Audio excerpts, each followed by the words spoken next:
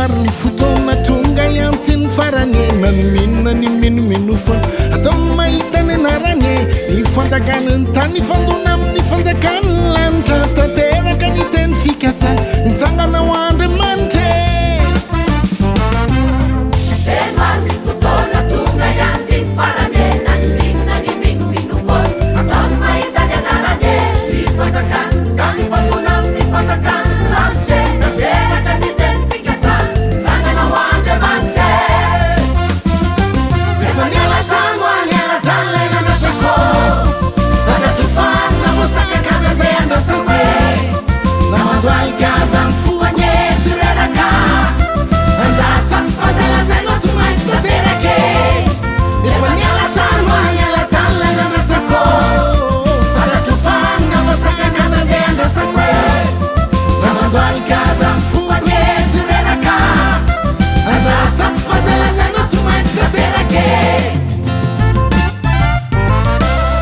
Fenaro ny fotoana ho hitanao ny fipakanye fenoko ny vanim-potoana de fenoko ny kapakanye ny firenen'ny tany fandona amin'ny firenen'ny lanitra tanteraka ny teny fikasana mitsangana ho Andriamanitra